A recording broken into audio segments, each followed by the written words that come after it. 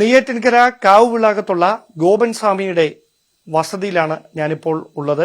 ഒരാഴ്ചയായി കേരളം ആകാംക്ഷയോടെ കണ്ട അല്ലെങ്കിൽ ഇന്നേ വരെ നമ്മൾ ആരും കണ്ടിട്ടില്ലാത്ത ഒരു സമാധിയുമായി ബന്ധപ്പെട്ടുണ്ടായ വിവാദങ്ങൾ, ഈ സംഭവങ്ങൾക്ക് ഒരാഴ്ച പിന്നിടുമ്പോൾ എന്താണ് ഇവിടുത്തെ സാഹചര്യമെന്ന് ഗോപൻ സ്വാമിയുടെ ഭാര്യ സുലോചന തന്നെ നമ്മളോട് പങ്കുവെക്കും. ഇപ്പം ഈ വലിയ തിരക്കായിരുന്നു ഒരാഴ്ച മുമ്പ്. ഇപ്പൊ എങ്ങനെയാണ് സാഹചര്യം ഇവിടെ? സമാധാനം തന്നെ ആണ്. ആരെങ്കിലൊക്കെ വരുന്നുണ്ടോ? ആൾക്കാർ സ്വാമിമാർ കൂടുതലും വരുന്നുണ്ട്. പിന്നെ ആർഎസുമായിട്ടൊക്കെ ബന്ധപ്പെടുന്നുണ്ട്. പിന്നെ കൂടുതലും പിന്നെ ആർഎസുമായിട്ടൊക്കെ ഇടപെടാന്നുള്ള ധാരണയിലാണ്. ഇന്നലെയും ഇവിടെ ക്ഷേത്രത്തിന് ഈ വിനോദയാത്രയായിട്ടൊക്കെ ക്ഷേത്രത്തിന് മുന്നോട്ട് കൊണ്ടുപോകാൻ ആൾക്കാരെല്ലാം തീർത്ഥാടന കേന്ദ്രം പോലെയോ തീർത്ഥാടന കേന്ദ്രമായിട്ടൊക്കെ ആൾക്കാരെല്ലാം തീരുമാനിച്ച് ഈ വരുന്ന ഞായറാഴ്ചയായിരുന്നു ഇവിടെ ഒരു കമ്മിറ്റി അവർ കൂടും ആർഎസിന്റെ ഭാഗമായിട്ട്. പിന്നെ അത് കഴിഞ്ഞിട്ട് പിന്നെ തുടർന്ന് ഇവിടെ 41 ചടങ്ങുണ്ട്. ശിവലിംഗത്തിന് ഓർഡർ കൊടുത്തിരിക്കുന്നു. ഇതിന്റെ പ്രതിഷ്ഠയുടെ ഈ സമാധിയുടെ ഇത് ഹിന്ദു ആയിട്ടുള്ളവർക്ക് പറയുമ്പോൾ മനസ്സിലാവും. അങ്ങനെ ശിവലിംഗം ഇത് വെച്ചാണ് 41 ചടങ്ങ്. അത് അതിന്റെ മുകളിൽ സ്ഥാപിക്കും അല്ലേ? സ്ഥാപിക്കും. ഇത് ഇപ്പൊ അന്ന് മുതൽ ഇന്ന് വരെ 2 നേരത്തെ പൂജ മുടങ്ങിയിട്ടില്ല. രാവിലെ വൈകുന്നേരം എത്ര മണിക്ക്? രാവിലെ മോൻ വെളുപ്പിലെ ആണ്. പക്ഷെ ഇന്ന് നേരം വെളുത്ത് ചെയ്തിട്ട് അങ്ങ് പോയി. ഇനി വൈകുന്നേരം സന്ധ്യക്ക് അത് ആശുപത്രിയിലുള്ള കാര്യം അറിഞ്ഞിട്ട് ചിലപ്പോൾ ഡിസ്ചാർജ് ചെയ്തെന്ന് വരും. ആശുപത്രിയിലുള്ള ആരാണ്? അവന്റെ ഭാര്യ, പോറ്റീരെ ഭാര്യ. ഈ പ്രശ്നങ്ങൾ കാരണം അവക്ക് ഒരു BP ഒക്കെ കൂടി അങ്ങനെ ബോധം കെട്ടൊക്കെ വീണ് ഇങ്ങനെയൊക്കെ ആയി. അപ്പം ഇവിടെ നമ്മളെ മെഡിക്കൽ കോളേജിൽ കൊണ്ടുപോയി. എന്നിട്ട് തിരിച്ച് ശാസ്ത്രമംഗലത്ത് കാണിക്കാൻ വേണ്ടി അങ്ങനെ അവളെ അച്ഛൻ അവിടെ കൊണ്ടുപോയി അവന്റെ വീട്ടിൽ നിന്ന്. അങ്ങനെ ഇന്ന് ഡിസ്ചാർജ് ആവും. അപ്പൊ 2 നേരം പൂജയുണ്ട്? 2 നേരം ക്ഷേത്രത്തിലെ സമാധിയിലാണ് നടത്തുന്നത്. സമാധി സ്ഥലത്ത് 2 നേരം പൂജയുണ്ട്. ക്ഷേത്രം 41 കഴിഞ്ഞ് കലശപൂജ എല്ലാം കഴിഞ്ഞിട്ട് ക്ഷേത്രം തുറക്കാൻ പറ്റുള്ളൂ. അപ്പൊ ഈ വേറെ ആൾക്കാരൊക്കെ ഇപ്പൊ കഴിഞ്ഞ ദിവസമൊക്കെ കാണാനൊക്കെ ഇങ്ങോട്ടൊക്കെ ആൾക്കാർ ഒരുപാട് ആൾക്കാർ വരുന്നുണ്ട്. പിന്നെ അത് കഴിഞ്ഞിട്ട് വന്ന് നോക്കിയിട്ട് ഇരുന്ന് ധ്യാനിക്കാൻ സ്ഥലമില്ല, വെറുതെ തറയിൽ എങ്ങനെ ഇരിക്കും എന്നൊക്കെ പറഞ്ഞ് അഭിപ്രായങ്ങളൊക്കെ പറഞ്ഞ് ഒരു ഷെഡ് കെട്ടണം എന്നൊക്കെ പറഞ്ഞിട്ട് പോയി. അപ്പം ഷെഡ് കെട്ടാൻ ഇനി നാളെ ഇതിനിടയ്ക്ക് ഇവിടെ ഇത്തിരി പണിയുണ്ട്. ശിവലിംഗം വയ്ക്കുമ്പോഴത്തേക്ക് പോറ്റി അതിന്റെ ഇതൊക്കെ അഭിഷേകങ്ങളും പൂജകളൊക്കെ ഉണ്ട് ഒരുപാട്. പ്രതിഷ്ഠ കൊണ്ടുവരുമ്പം അത് പോറ്റിക്ക് കാര്യങ്ങൾ അറിയാവും. അങ്ങനെ പടി കെട്ടണം ഇതിന്റെ ഉയരെ കയറാനൊക്കെ. അങ്ങനെ നാളെ മേശിരി വരും ഇതിന്റെ ബാക്കി ജോലി കൂടി ചെയ്യാൻ.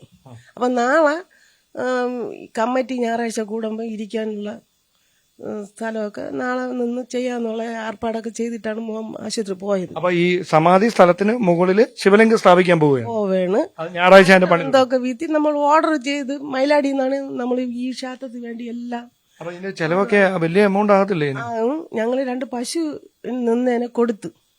അപ്പൊ ഞങ്ങൾ പശുവിന്റെ വരവ് വെച്ചാണ് ചിലവൊക്കെ. മരുമോള് വീഴുന്നതിന് ശേഷം ഇവിടെ പ്രശ്നങ്ങളെ പശുവിന് ആഹാരം കൃത്യമായിട്ട് കൊടുക്കാൻ പറ്റില്ല. മെഡിക്കൽ കോളേജിലൊക്കെ ആയപ്പം പശുവിനെ വേറെ പാർട്ടിയെ അവന് സ്നേഹമുള്ള ഒരു പാർട്ടിയെ വിളിച്ചുകൊണ്ട് ഇവിടെ കിടന്ന് ചാവാതെ കൊണ്ടുപോകാൻ പറഞ്ഞ് അങ്ങനെ ഒന്ന് വിറ്റ് ഇപ്പം ശിവലിംഗത്തിനും ഒക്കെ ഓർഡർ കൊടുത്തിരിക്കുന്നു. പശുവിനെ വിറ്റ് കിട്ടിയ പൈസ കൊണ്ടാണ് കൊടുത്തത്.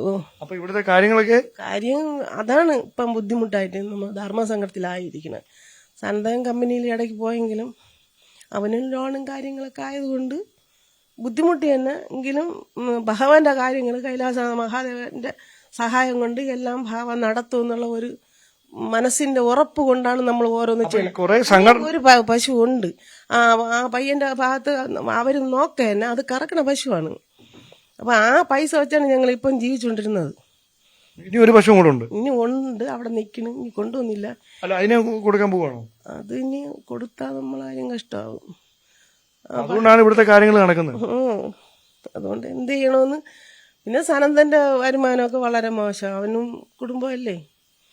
അപ്പൊ ഈ പിന്തുണയായിട്ട് വന്ന ഈ സംഘടനകളൊന്നും നമുക്ക് അങ്ങനെ തരൂലെന്നല്ല. അവർ കുറെ പൈസയൊക്കെ ചിലവാക്കി ഈ സമാധി വീടൊക്കെ കെട്ടിയെങ്കിലും മറ്റൊരാൾ തരൂന്ന് കാത്തിരുന്ന തന്നിട്ടല്ലേ തന്നെന്ന് പറയാൻ പറ്റൂ. അപ്പൊ അതുകൊണ്ടാണ് നമ്മള് വാഗ്ദാനൊന്നും പറഞ്ഞല്ലല്ലോ അവര് നിക്കണേ. അവരും മനുഷ്യനല്ലേ, അവർക്കും ചെലവും കാര്യങ്ങളൊക്കെ ഉണ്ടല്ലോ. ഇന്നാര് തരട്ട് ഭഗവാൻ തരുമെന്നുള്ള ഒരു ഉറപ്പാണ് നമ്മള്. ഇപ്പൊ 2 പശുവിനെ കൊടുത്തു, ഒന്ന് കൊടുത്തു, ഇനി ഒരു പശു കൂടെ ഉണ്ട്, അതും കറക്കണതാണ്. അപ്പൊ ഈ ആദ്യത്തെ പശുവിനെ വിറ്റതിന്റെ പൈസ മുഴുവൻ ഈ ശിവലിംഗം വാങ്ങാനായിട്ട് മൈലാടിയിൽ കൊടുത്തു. എല്ലാം കൊടുത്തില്ല, ഇനി ഇത്ര പോലും പൈസ ഉണ്ട്. അത് ഇനി ഇടയ്ക്കുള്ള ചെലവുകൾ. പിന്നെ കമുവൊക്കെ മുറിക്കുമ്പോഴും ഞങ്ങൾ ഭാഗത്തേനും ഉണ്ട് കമു മുറിക്കാനും. പിന്നെ നാളെ ജോലിക്ക് മേശരി വരുമ്പം മേശരി കൊടുക്കാനും അതിലുള്ള പൈസ ഇരിക്കുന്നു. തുടർന്ന് നമ്മുടെ ബുദ്ധിമുട്ട്, കറണ്ട് ബില്ല് അടയ്ക്കണം, ഇതൊക്കെ നമ്മൾ അഡ്ജസ്റ്റ് ചെയ്ത് ഘട്ടം ഘട്ടമായിട്ട് നോക്കുകയാണ്. യാതുവരെ നിൽക്കും, യാതുവരെ പോകുമെന്ന് നമുക്ക് ഒന്നും ഒരു ഉറപ്പായില്ല. ഈ വിഷമത്തിനിടയിലും ഞങ്ങളോട് ഇത്രയും പറഞ്ഞതിന് ഒത്തിരി നന്ദി കേട്ടോ.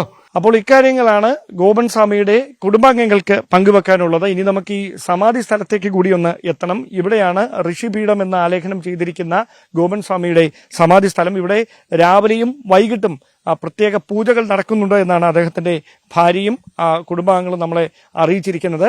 അതുമായി ബന്ധപ്പെട്ട ഈ പുഷ്പങ്ങളുണ്ട്, അതോടൊപ്പം തന്നെ ഭസ്മം ഉൾപ്പെടെയുള്ളവ ഈ ഋഷിപീഠത്തിന് മുകളിൽ ഉണ്ട്.